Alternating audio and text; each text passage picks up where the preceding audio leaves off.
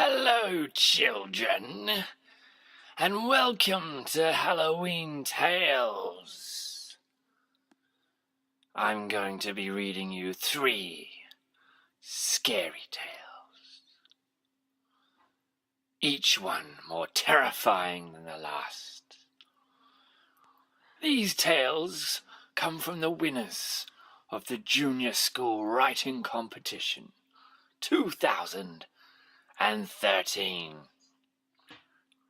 So sit back and enjoy the ghouly readings. And remember, it's okay to scream.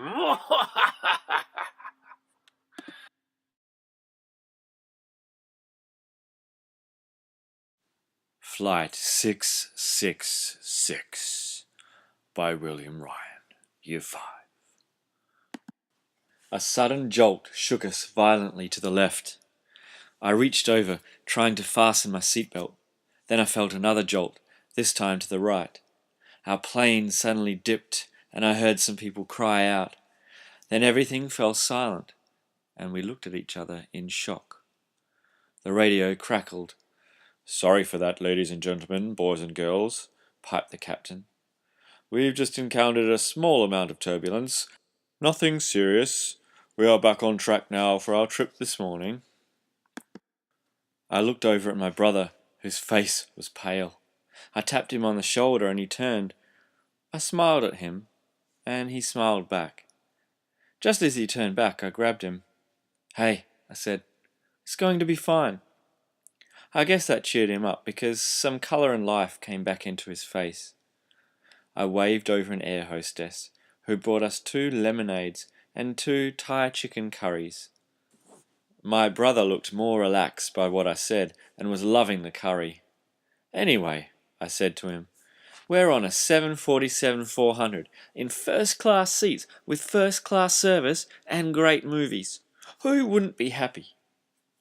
He looked up at me with a mouthful of chicken. I laughed. After lunch, the pilot emerged from the cockpit. "Whenever your little brother wants to come up front, just give one of the crew a call and we'll show him round," he invited. I replied, "He's not as little as you think."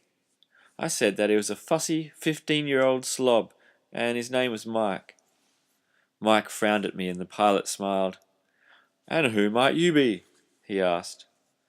"I'm his responsible 21-year-old brother. My name's Mitch." The pilot shook my hand and returned to the cockpit. I looked over to my brother, who was slumped back in his chair watching cartoons. I tapped him on the shoulder, and he turned to me and took off his earphones. "What?" he quizzed. I looked over to him with a frown. "I need to use the loo," I explained. "Sorry," he said, avoiding my eyes. He let me out of my seat and went back to his cartoons. I followed the passageway lights that guided me to the toilet. It was late at night, so it was hard to find the toilet, even with the help of the lights. After 4 or 5 minutes, I reached the toilet. The door made a disturbing noise when opened, which sent shivers up my spine. I stepped inside the toilet. It was pitch dark. I searched frantically for the light switch. Finally, my finger flicked a switch, and the lights came on. I turned around and closed the door behind me. Being in first class means first-class service, and the toilet was a service, so that means first-class toilet service? The toilet was voice-activated, and greeted me when I opened the lid. "Good evening, sir," it said. "Yeah, g'day, mate," I replied. Just as I was about to sit down, a sudden jolt shook the plane. I looked for a strap or something to hold onto for safety, but nothing was fixed down. Everything came crashing down on top of me. As I tried to get to my feet, a loud, ripping noise came from the right side of the plane. I tried to figure out what the noise was, but I couldn't tell amongst the shaking. I only thought I must try and save hitting my head on something hard. Somehow, I got to my knees and placed my hands on the doorknob.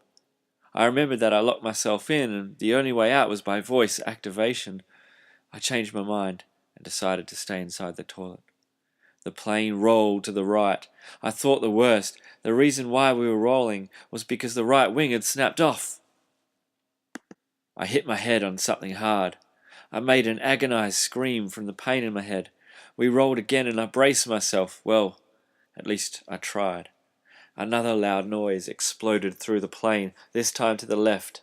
I crashed against the bulkhead and caught sight through the port window of the left wing, tearing off its fuselage mounts. A terrible thought flashed through my mind. I was going to die, and in a rather dramatic way. I could hear people screaming wildly. Then I thought of Mike. Bad thoughts flooded into my mind in a flash. Will I ever see him again? Was he hurt? What will I do if he was dead? What will I tell Mum and Dad? I promised that I would look after him. I got angry, and more determined than ever to break out of this damned enclosed space. We rolled once more, throwing me back hard on the left wall of my cubicle. Ouch! Suddenly, I lost all feeling in my left ankle. I tried to stand up, but I collapsed, screaming in pain. Damn! It was broken. I looked down at my ankle. It was already purple and swollen, all the blood drained out of my face. The last thing I needed was a broken foot. Here I was, trapped in this stricken plane, plummeting into the sea, and I was stuck in a dunny with a broken ankle. What did I ever do to deserve this? Oh God, please help me. Then a box crashed down on top of me, and I blacked out. I awoke sometime later in a life raft, bobbing up and down in the waves. My ankle was throbbing in pain, but by God, I was alive. I was alive! Something large was struggling in the water near me, something familiar. Well, don't just sit here, Mike barked. Help your little brother get out of this cold water. The end.